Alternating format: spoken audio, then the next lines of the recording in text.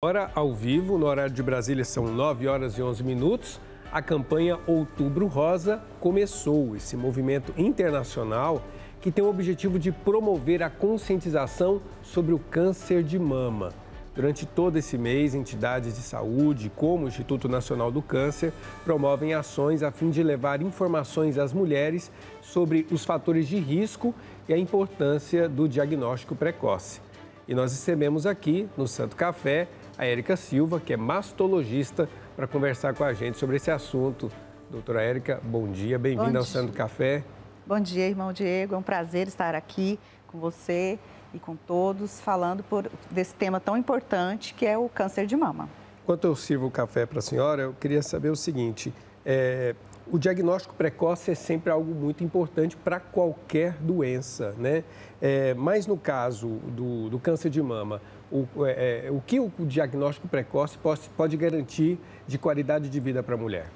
O diagnóstico precoce salva vidas, isso é o mais importante. Com o diagnóstico precoce, nós conseguimos ter uma diminuição impactante na mortalidade por câncer de mama. Então, o câncer de mama, quando descoberto no início, no estágio 1, que nós chamamos, nós temos acima de 90% de cura. Então, estágio precoce, diagnóstico precoce é igual a vidas salvas. Isso que é o mais importante. Quando se começou a falar do câncer de mama, se falava muito do autoexame que a mulher faz ou fazia. Isso ainda tem ajudado muito a identificar casos? Então, quando nós falamos em diagnóstico precoce, nós estamos entendendo que nós precisamos de achar lesões pequenas.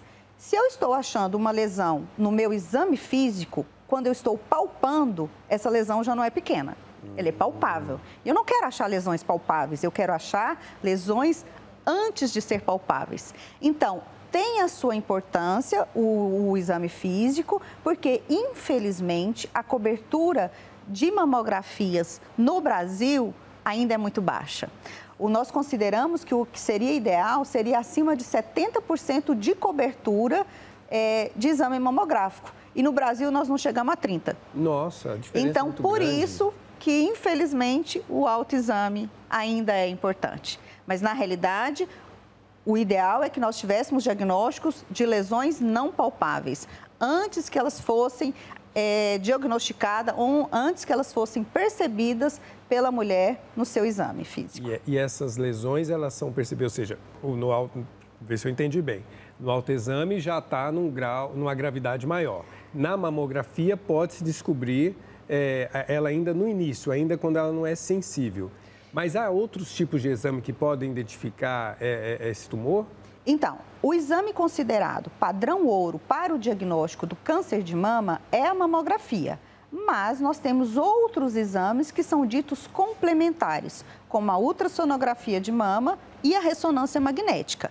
O padrão ouro é mamografia, mas eu posso lançar mão desses outros exames como complemento. Eu fiz uma mamografia e não consegui identificar muito bem. Vou fazer uma ultrassom associada, vou complementar com a ressonância, tá? Mas sempre que eu tenho a suspeita de um câncer, eu tenho que fazer mamografia. Então, atenção, você mulher, você mãe que está acompanhando agora, nós estamos falando da importância do autoexame, da mamografia, dos exames que a mulher deve fazer todo ano para poder cuidar da própria saúde. E eu, por isso, quero perguntar para a doutora Érica agora quais são os fatores de risco associados ao desenvolvimento desse tipo de câncer, o câncer de mama. Então, eu acho importante nós considerarmos, eu falo sempre para as minhas pacientes, nós temos dois tipos de fatores de risco. Eu tenho fatores de risco que não são mutáveis, que são aqueles que independem da minha vontade. Então, o primeiro fator de risco é ser mulher.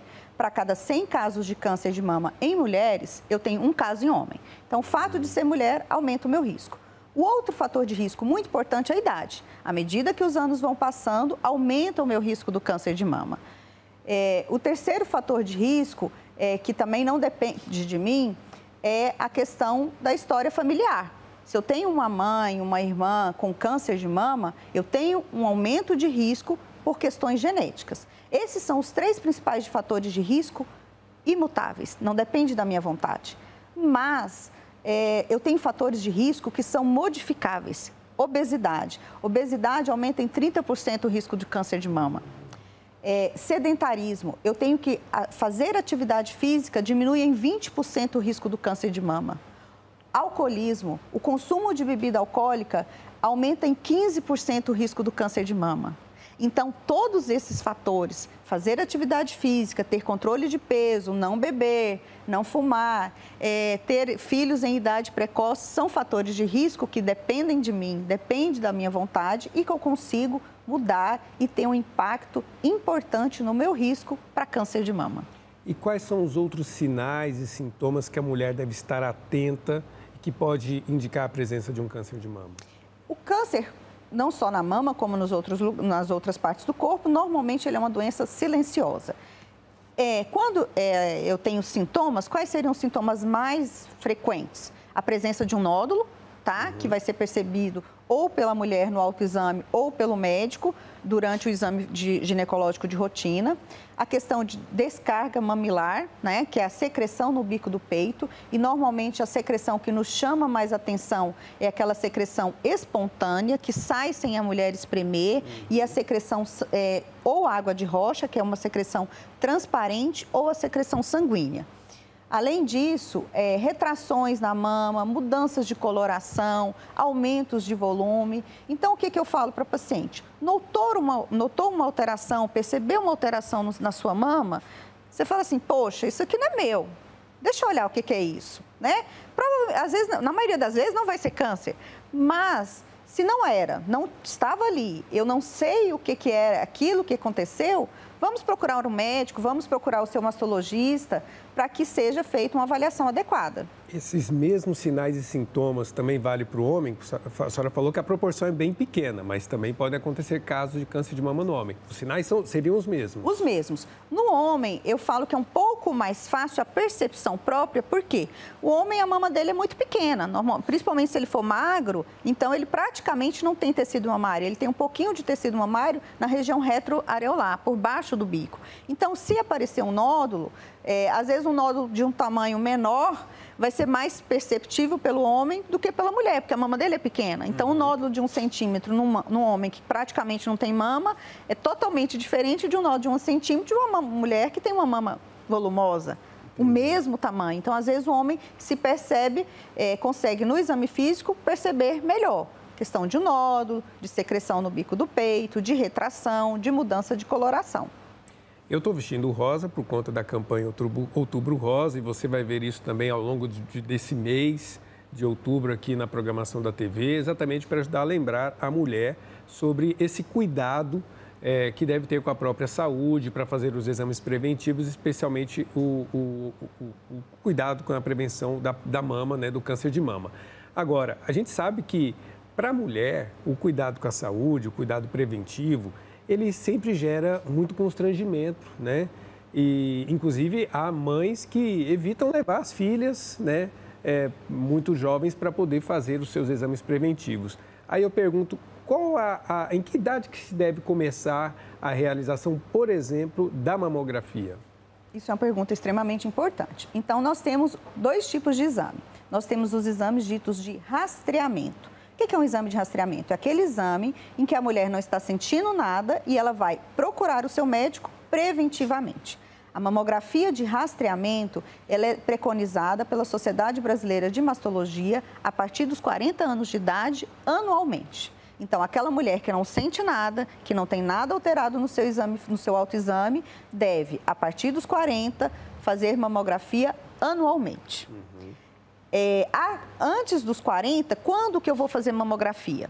Se eu tenho um histórico familiar de câncer de mama, que aí eu vou começar a fazer 10 anos antes da época que o meu parente teve o câncer. Então, por exemplo, eu tive a mãe com câncer de mama aos 40. Em vez de fazer minha mamografia a partir dos 40, eu vou começar a fazer minha mamografia a partir dos 30.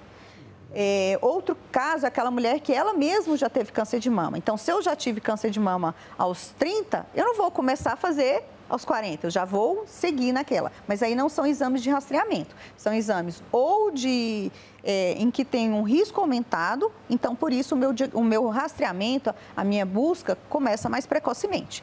No geral, todas as mulheres assintomáticas, a partir dos 40, devem fazer mamografia anualmente, uma vez por ano. Interessante que é importante para toda pessoa, mas especialmente para a mulher, prestar atenção nos sinais que o próprio corpo dá, né? De qualquer coisa fora do normal, da normalidade, buscar o tratamento. Mas a senhora me disse agora há pouco, doutora Érica, da defasagem que nós temos do acesso à mamografia. Como é que está o acesso a esses exames na rede pública, por exemplo?